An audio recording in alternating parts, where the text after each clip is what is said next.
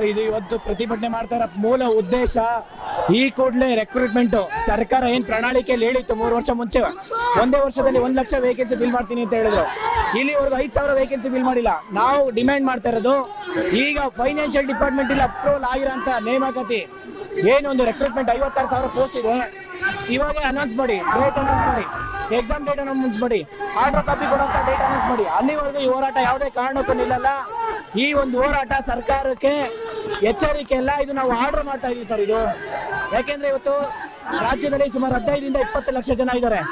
ಒಂದು PC notification ಆಗಿಲ್ಲ, ಒಂದು PSI ನೋಟಿಫಿಕೇಶನ್ ಇಲ್ಲ, ಒಂದು ಶಿಕ್ಷಣ ಇಲಾಖೆಯಿಂದ ಯಾವುದೇ ರೆಕ್ರೂಟ್ಮೆಂಟ್ ಆಗಿಲ್ಲ. ಪ್ರತಿ ಒಂದು ಇಲಾಖೆಯಿಂದನೂ ಮೋರ್ ದೆನ್ 10,000 ವೇಕೆನ್ಸಿ ಇದೆ. ಪೊಲೀಸ್ ಇಲಾಖೆಯಲ್ಲಿ 30,000 ವೇಕೆನ್ಸಿ ಇದೆ. ಶಿಕ್ಷಣ ಇಲಾಖೆಯಲ್ಲಿ 80,000 ಹುದ್ದೆ ಇದಾವೆ. ಮೊನ್ನೆ ನೀವು ನೋಡಿಬೇಕು, 1 ವಾರ ಮುಂಚೆ 676 ಕಾಲೇಜಸ್ ಸ್ಕೂಲ್ ಕ್ಲೋಸ್ ಮಾಡಿದ್ದಾರೆ. ಯಾಕೆಂದ್ರೆ ಅಲ್ಲಿ ಎಜುಕೇಶನ್ ಶಿಕ್ಷಕರಿಲ್ಲ ಅಂತ ಹೇಳಿ. ಇದನ್ನ ಎಲ್ಲಿವರೆಗೂ ರೆಕ್ರೂಟ್ಮೆಂಟ್ ಮಾಡಲ್ವೋ ಅಲ್ಲಿವರೆಗೂ ಈ ಹೋರಾಟ ನಿಲ್ಲಲ್ಲ. ವಿದ್ಯಾರ್ಥಿಗಳು ಇದು ಅನಿರ್ದಿಷ್ಟವಾದ ಹೋರಾಟ ಮಾಡ್ತೀವಿ. ಇಲ್ಲಿಂದ ಬೆಂಗಳೂರು ತನಕ ಪಾದಯಾತ್ರೆ ಹೋಗೋದಕ್ಕೂ ನಾವು ರೆಡಿ ಇದೀವಿ ಸರ್. ಯಾವುದೇ ಕಾರಣಕ್ಕೂ ಈ ಹೋರಾಟನ ಹತ್ತಿಕ್ಕಂತ ಕೆಲಸ ಯಾರಿಂದನೂ ಆಗಲ್ಲ. ನಮ್ಮ ಬೇಡಿಕೆ ಒಂದೇ, ರೆಕ್ರೂಟ್ಮೆಂಟ್ ಈ ಕೂಡಲೇ ಪ್ರಾರಂಭ ಮಾಡಬೇಕು. ವಿದ್ಯಾರ್ಥಿ ಪ್ರತಿಭಟನೆ ಅತ್ಯಂತ ಉಗ್ರ ಸ್ವರೂಪನ ತೆಗೆದುಕೊಳ್ಳತೈತಿ. ಈ ಮಲ್ಕೊಂಡಿದ್ದಂಥ ಸಿದ್ದರಾಮಯ್ಯನವರ ಸರ್ಕಾರ ಈಗಾದರೂ ಎಚ್ಚೆತ್ತುಕೊಳ್ಳಿ, ವಿದ್ಯಾರ್ಥಿಗಳ ಧ್ವನಿಯನ್ನು ಕೇಳಿ ರಿಕ್ರೂಟ್ಮೆಂಟ್ ಶುರು ಮಾಡಲಿ ಅಂತೇಳಿ ನಾವು ಒತ್ತಾಯ ಮಾಡ್ತೇವೆ. ಇವರು ತಮ್ಮ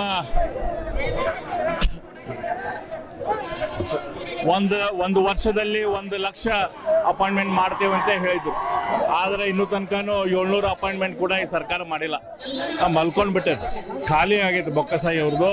ಇವರು ಲೂಟಿ ಹೊಡೆಯೋದ್ರಾಗ ಬ್ಯುಸಿ ಇದಾರ ಹೊರಟು ಸರ್ಕಾರದ ಪ್ರಮುಖ ಕೆಲಸ ಆದ ಗವರ್ನೆನ್ಸ್ ಮಾಡುವಂಥ ಕಡೆ ಇವ್ರ ಕಡೆ ಲಕ್ಷ ಇಲ್ಲ. ಇವತ್ತು ನೌಕರದಾರ ಇರಲಿಲ್ಲ ಅಂದ್ರೆ ಹೆಂಗೆ ಗವರ್ನೆನ್ಸ್ ಮಾಡೋಕ್ಕೆ? ಇವತ್ತು ವಿದ್ಯಾರ್ಥಿಗಳು ರೋಷಿಗೆದ್ದ ರಸ್ತೆಗೆ ಬಂದಾರ. ಯಾಕಂತಂದ್ರೆ ಅವ್ರು ಭಾಳ ಆಸೆ ಆಕಾಂಕ್ಷೆ ಇದ್ಕೊಂಡು PGಯಲ್ಲಿ ಇದ್ದು ಬೇರೆ ಬೇರೆ ಕಡೆ ದಿನಕ್ಕೆ ಪೂರ್ತಿ ಕೆಲಸ ಮಾಡಿ ಇವತ್ತು ಅಭ್ಯಾಸ ಮಾಡ್ತಿದ್ದಾರೆ.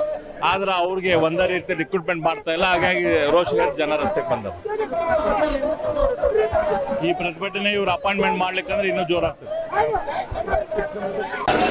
ನಮಸ್ಕಾರ, ನನ್ನ ಹೆಸರು ಚಾಣಕ್ಯ ಅಂತ. ಇವತ್ತು ಫೆಬ್ರವರಿ 24 ಬೆಳಿಗ್ಗೆ ಸುಮಾರು 9:30ಕ್ಕೆ ಧಾರವಾಡದ ಶ್ರೀನಗರ ಸರ್ಕಲ್ನಲ್ಲಿ ಕರ್ನಾಟಕ ರಾಜ್ಯ ಸರ್ಕಾರದಲ್ಲಿ ಇರ್ತಕ್ಕಂಥ ಖಾಲಿ ಹುದ್ದೆಯನ್ನು ಭರ್ತಿ ಮಾಡಬೇಕು ಅಂತ ಹೇಳಿ ನಾವು ಒಂದು ಬೃಹತ್ ಮಟ್ಟದ ಒಂದು ಹೋರಾಟವನ್ನು ಹಮ್ಮಿಕೊಂಡಿದ್ವಿ. ಅದರಲ್ಲಿ ಆ ಮೊದಲನೇ ಬೇಡಿಕೆ ಏನಂತಂದರೆ, ಇವತ್ತು ನಾವು ಸಾಕಷ್ಟು ವಿದ್ಯಾರ್ಥಿಗಳು ಆಸ್ಪಿರೆಂಟ್ಸ್ಗಳು ಇವತ್ತು ಧಾರವಾಡದಲ್ಲಿ ವರ್ಷಾನುಗಟ್ಟಲೆ ಇವತ್ತು ನಾವು ಅಭ್ಯಾಸವನ್ನು ಮಾಡ್ತಾಯಿದ್ದೀವಿ. ಇಲ್ಲಿ ಇವತ್ತು ವಿದ್ಯಾರ್ಥಿಗಳು ಅವ್ರ ಮನೆ ಪರಿಸ್ಥಿತಿ ಎಷ್ಟೇ ಕೆಟ್ಟಿದ್ರೂ ಕೂಡ ಇವತ್ತು ಧಾರವಾಡದಲ್ಲಿ ಓದಿಕೊಂಡು ಪ್ರತಿನಿತ್ಯ ಲೈಬ್ರರಿ ಫೀಸ್ ಕಟ್ಕೊಂಡು, ಮೆಸ್ ಬಾಡಿಗೆ ಕಟ್ಕೊಂಡು, ರೂಮಿನ ಬಾಡಿಗೆ ಕಟ್ಕೊಂಡು ಇವತ್ತು ಜೀವನವನ್ನು ಸಾಗಿಸ್ತಾ ಇದ್ದಾರೆ. ಆದರೆ ಇವತ್ತು ರಾಜ್ಯದಲ್ಲಿರ್ತಕ್ಕಂಥ ಸಿದ್ದರಾಮಯ್ಯ ನೇತೃತ್ವದ ಸರ್ಕಾರ ಏನಿದೆ, ಇವತ್ತು ಈ ಒಂದು ಸರ್ಕಾರ ನಮ್ಮ ವಿದ್ಯಾರ್ಥಿಗಳಿಗೆ ಹಾಗೂ ಉದ್ಯೋಗ ಆಕಾಂಕ್ಷಿಗಳಿಗೆ ಒಂದು ದೊಡ್ಡ ಮಟ್ಟದ ಒಂದು ಅನ್ಯಾಯವನ್ನು ಮಾಡ್ತಾ ಇದೆ, ಮೋಸವನ್ನು ಮಾಡ್ತಾ ಇದೆ ಹಾಗೂ ಅಕ್ಷಮ್ಯ ಅಪರಾಧವನ್ನು ಮಾಡ್ತಾ ಇದೆ. ಸೊ ಇದನ್ನು ನಾವು ಅತ್ಯಂತ ತೀವ್ರವಾಗಿ ಖಂಡಿಸ್ತೀವಿ ಹಾಗೂ ಬಲವಾಗಿ ಇದನ್ನು ವಿರೋಧಿಸ್ತೀವಿ. ಯಾತಕ್ಕಂತ ಹೇಳಿದ್ರೆ ಈ ಹೋರಾಟ ಮೊನ್ನೆ ಪ್ರಾರಂಭ ಆಗಿರ್ತಕ್ಕಂಥ ಹೋರಾಟ ಅಲ್ಲ. ಇದು ಹೆಚ್ಚು ಕಡಿಮೆ ಸುಮಾರು 3 ವರ್ಷಗಳಿಂದ ನಾವು ಈ ಸರ್ಕಾರ ಅಧಿಕಾರಕ್ಕೆ ಬಂದಾಗಲಿಂದ ಇಲ್ಲಿವರೆಗೂ ಕೂಡ ನಾವು ನಿರಂತರವಾಗಿ ಹೋರಾಟವನ್ನು ಮಾಡ್ಕೊಂಡು ಬಂದಿದ್ದೀವಿ. ಇದೇ ಧಾರವಾಡದಲ್ಲಿ ಸೆಪ್ಟೆಂಬರ್ 25ನೇ ತಾರೀಕು ಒಂದು 50 ರಿಂದ 60 ಸಾವಿರ ವಿದ್ಯಾರ್ಥಿಗಳನ್ನು ಒಗ್ಗೂಡಿಸ್ಕೊಂಡು ನಾವು ಬೃಹತ್ ಮಟ್ಟದ ಹೋರಾಟವನ್ನು ಮಾಡಿದ್ವಿ. ಆದ್ರೂ ಕೂಡ ಇವತ್ತು ಸರ್ಕಾರ ಎಲ್ಲೋ ಒಂದು ಕಡೆ ನಮ್ಮ ವಿದ್ಯಾರ್ಥಿಗಳನ್ನು ನಿರ್ಲಕ್ಷ್ಯವನ್ನು ಮಾಡೋದು, ಬೇಜವಾಬ್ದಾರಿತನದಿಂದ ಇವತ್ತು ನಡೆಸ್ಕೊಳ್ತಾ ಇದೆ. ಇದು ಮಾನ್ಯ ಮುಖ್ಯಮಂತ್ರಿಗಳೇ, ನಿಮ್ಮ ರಾಜಕೀಯ ಅನುಭವಕ್ಕೆ ಹಾಗೂ ನಿಮ್ಮ ವ್ಯಕ್ತಿತ್ವಕ್ಕೆ ಇದು ಶೋಭೆ ತರೋದು ಅಲ್ಲ ಅಂತ ಒಂದು ಮಾತನ್ನು ಹೇಳೋದಕ್ಕೆ ಬಯಸ್ತಾ ಇದ್ದೀನಿ. ಮುಂದಿನ ದಿನಗಳಲ್ಲಾದರೂ ಈ ಕೂಡಲೇ ನಮ್ಮ ವಿದ್ಯಾರ್ಥಿಗಳ ಸಮಸ್ಯೆ ಏನಿದೆ, ಈ ಕೂಡಲೇ ಆ ಸಮಸ್ಯೆಗೆ ಶಾಶ್ವತವಾದಂಥ ಒಂದು ಪರಿಹಾರವನ್ನು ನೀಡಬೇಕು ಅಂತ ತಮ್ಮಲ್ಲಿ ನಾನು ಮನವಿಯನ್ನು ಮಾಡ್ತಾ ಇದ್ದೀನಿ. ಒಂದು ವೇಳೆ ಇದೇ ರೀತಿ ಉದ್ದಟತನ, ಇದೇ ಚಾಲಿ ನೀವೇನಾದರೂ ಮುಂದುವರಿಸಿದ್ರೆ ನಾವಿನ್ನೂ ಶಾಂತಿ ಅಂತ ಹೇಳಿ ಕೂತ್ಕೊಳ್ಳೋದಿಲ್ಲ. ಇನ್ನು ಮುಂದಕ್ಕೆ ಕ್ರಾಂತಿಯನ್ನು ಮಾಡಬೇಕಾಗುತ್ತೆ. ಇಡೀ ರಾಜ್ಯದಲ್ಲಿ ನಾವು ಭಗತ್ ಸಿಂಗ್ ಮಾದರಿಯಲ್ಲಿ ಮತ್ತು ಚಂದ್ರಶೇಖರ್ ಆಜಾದ್ನ ಅವತಾರವನ್ನು ತೋರಿಸಬೇಕಾಗತ್ತೆ ಅಂತ ಒಂದು ಎಚ್ಚರಿಕೆಯನ್ನು ಕೊಡ್ತಾ ಇದ್ದೀನಿ. ದಯಮಾಡಿ ನೀವು ನಿದ್ದೆ ಸೋಗಿನಿಂದ ಹೊರಗಡೆ ಬಂದು ನಮ್ಮ ವಿದ್ಯಾರ್ಥಿಗಳ ಕಡೆ ಗಮನ ಹರಿಸಬೇಕು. ಇಲ್ಲಾದರೆ ನಾವು ಧಾರವಾಡದಿಂದ ಮುಖ್ಯಮಂತ್ರಿ ಕಚೇರಿವರೆಗೂ ಕೂಡ ಬೆಂಗಳೂರು ಚಲುವಂಥ ಒಂದು ಕಾರ್ಯಕ್ರಮವನ್ನು ಆಯೋಜನೆಯನ್ನು ಮಾಡಬೇಕಾಗತ್ತೆ. ಮತ್ತು ಇನ್ನೊಂದು ವಿಚಾರ ಹೇಳಬೇಕು, ಇವತ್ತು ನಮ್ಮ ರಾಜ್ಯದಲ್ಲಿ ಅತ್ಯಂತ ಪ್ರಭಾವಿಯಾಗಿರ್ತಕ್ಕಂಥ ಡಾಕ್ಟರ್ G. ಪರಮೇಶ್ವರ್ ಅನ್ನೋವಂಥ ಹೋಮ್ ಮಿನಿಸ್ಟರ್ ಇದ್ದಾರೆ. ಅವರು ಅಧಿಕಾರ ಸ್ವೀಕಾರ ಮಾಡಿದಾಗಲಿಂದ ಇಲ್ಲಿವರೆಗೂ ಕೂಡ ನಮ್ಮ ಪೊಲೀಸ್ ಆಕಾಂಕ್ಷಿಗಳಿಗೆ ಸುಳ್ಳು ಭರವಸೆಯನ್ನು ನೀಡ್ತಾ ಬಂದಿದ್ದಾರೆ. ನಾನು ಅದಕ್ಕೆ ಅವರಿಗೆ ಮಾನ್ಯ ಗೃಹ ಸಚಿವರಲ್ಲಿ ಮನವಿ ಮಾಡ್ತಾ ಇದ್ದೀನಿ, ದಯಮಾಡಿ ಈ ರೀತಿ ಒಂದು ಸುಳ್ಳು ಆಶ್ವಾಸನೆಯನ್ನು ನೀಡೋದು, ಸುಳ್ಳು ಭರವಸೆಯನ್ನು ನೀಡೋದು, ಇದನ್ನು ಈ ಕೂಡಲೇ ಕೈ ಬಿಡಬೇಕು. ನಿಮ್ಗೆ ಏನೇ ಕೇಳಿದ್ರು, ರಾಜ್ಯದಲ್ಲಿ ಯಾವುದೇ ಪ್ರಕರಣ ಸಂಭವಿಸಿದ್ರು ಕೂಡ, ನಿಮ್ಗೆ ಏನೇ ಪ್ರಶ್ನೆ ಮಾಧ್ಯಮದವ್ರು ಕೇಳಿದ್ರು ಕೂಡ ನೀವು ಒಂದೇ ಉತ್ತರ ಕೊಡ್ತೀರಾ, ನನಗೆ ಗೊತ್ತಿಲ್ಲ, ನನಗೆ ಅದ್ರ ಬಗ್ಗೆ ಮಾಹಿತಿ ಇಲ್ಲ, ನಾನು ಅಧಿಕಾರಿಗಳ ಜೊತೆ ಚರ್ಚೆ ಮಾಡ್ತೀನಿ, ಅವ್ರ ಜೊತೆ ಸಭೆ ಮಾಡ್ತೀನಿ, ಆಮೇಲೆ ವರದಿ ತರಿಸ್ಕೊಂಡು ಅದೇನು ನಿರ್ಧಾರವನ್ನು ಕೈಗೊಳ್ಳಬೇಕು ಸರ್ಕಾರದ ವತಿ ನಾವು ತಗೊಳ್ತೇವೆ ಅಂತ ಹೇಳಿ ಉಡಾಫೆ ಉತ್ತರವನ್ನು ಕೊಟ್ಕೊಂಡು ಓಡಾಡ್ತಾ ಇದ್ದೀರಾ.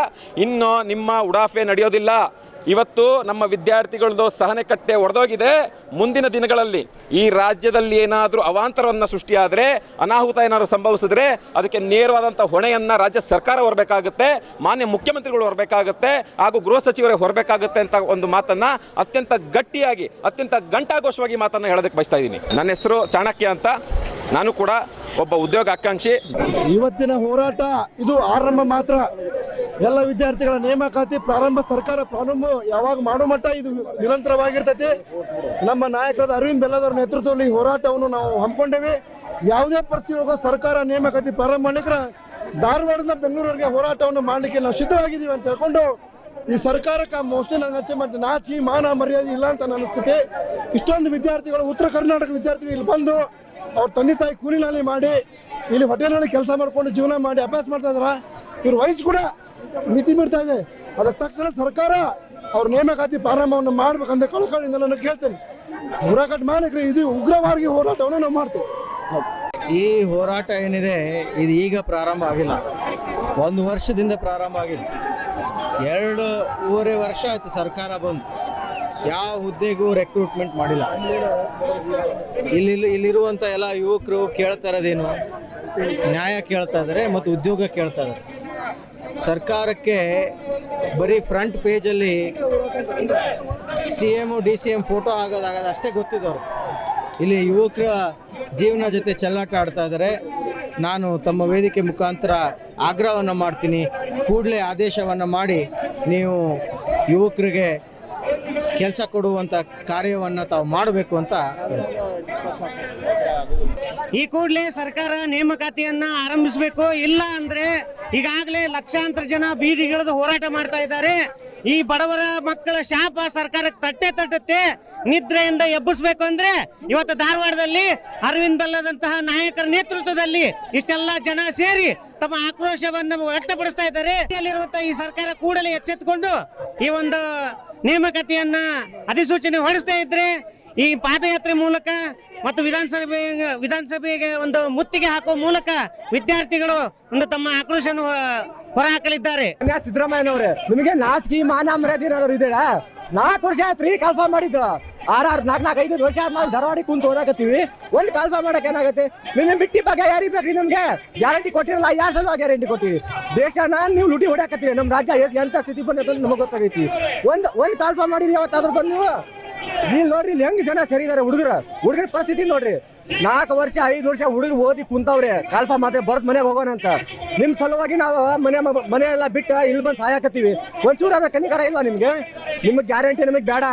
ನಿಮ್ಮ ಬಿಡ್ಡಿ ಭಾಗ್ಯ ಅದೇನಾದಿರಲ್ಲ, ಆಧಾರ್ ಕಾರ್ಡು ನಿಮ್ಮ ಏನೇನೋ ಕೊಟ್ಟಿರಲ್ಲ, ಯಾರು ಬೇಕು ನಿಮ್ಗೆ? ಯಾಕೆ ಬೇಕಾವಿಲ್ಲ? ಅದ್ರ ಅವಶ್ಯಕತೆ ನಮಗಿಲ್ಲ.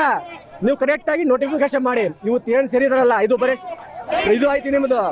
ಏನಾರ ನೆಕ್ಸ್ಟ್ ಟೈಮ್ ನಾವೇನಾರ ಹೋರಾಟ ಮಾಡಿದ್ವಿ ಅಂದ್ರೆ ಇದು ಬರೀ ಶಾಂತಿಯುತ, ನೆಕ್ಸ್ಟ್ ಮಾಡೋದು ಕ್ರಾಂತಿಯುತನೇ ಮಾಡ್ತೀವಿ ಹೋರಾಟ. ಇವು ಸರ್ಕಾರಕ್ಕೆ ಎಚ್ಚರಿಕೆ ನಮ್ಮದು.